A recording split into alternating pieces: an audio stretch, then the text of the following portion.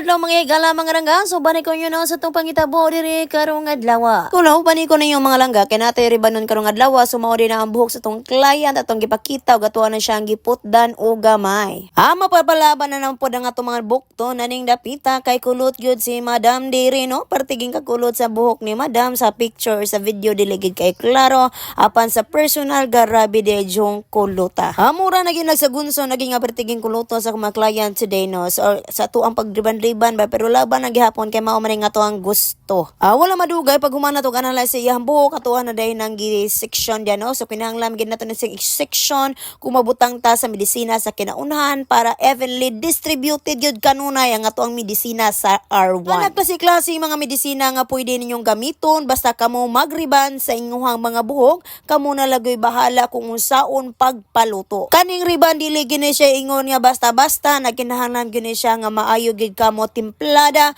o maayo gid kamo timing sa buhok para dili masunog ang buhok sa atoang customer. Siya na gyud kaayo sa mga gibilibaran nako sa aning pagriban no kay dili magyud sa tanang panahon available ta unya medyo ubay-ubay nagipon ga-inquire sa atoa pero sa atoa laging vacant time mga langga kay aduna magyud mga panahon nga grabe gitang bisiha dili ginato na makalikayan. Kay kani nga kuha malangga tama ra gyud sa makaya dili na po nato pugso nang atong lawas nga motrabaho kay basin nga pud tag maimpas tag walay oras. Waswasan na din nako ang client mga langga tuwad-tuwad ra ginadiri sa pagwaswas ni malangga sa pagwaswas sa kinaunhan kinahanglan gyud nga atuwa siyang waswasan pag-ayo dapat wala naging mga medisina nga mga bilin diha sa iyang buhok aron nindot gyud kaayo inag ma-blower og atuan ang maplansa. Ay tendency mga langga nga mabrito na hinuna og badaot ang iyang buhok unya mao na din ang buhok ni client mga langga no sa pagbutang natong sarwan og wala nato magdugay-dugay na abtan jud mi og uwan diring dapita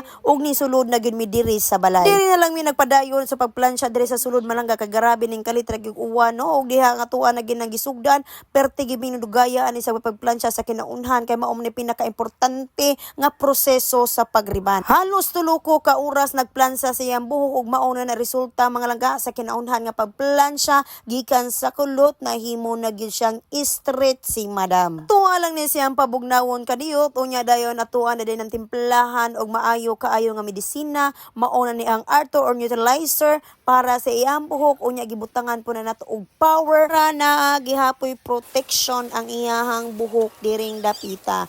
O walay maglangay malangga gibaba na nato siya no so kadiyot ra ning Arthur mga 40 minutes pwede na siyang banlawan or 30 minutes nagdepende sa buhok ni client mga langga. Unya pag waswas na ko ato malangga gibutangan pud nako ditong treatment or any treatment hermas baka ang inyong gamiton malangga paghimo or bisag conditioner lang mga pwede gyud kaayo malangga para lang gyud atoa siya mahatagan og conditioner ang buhok inag gumagriban kay mauna nindot yun na siya og resulta.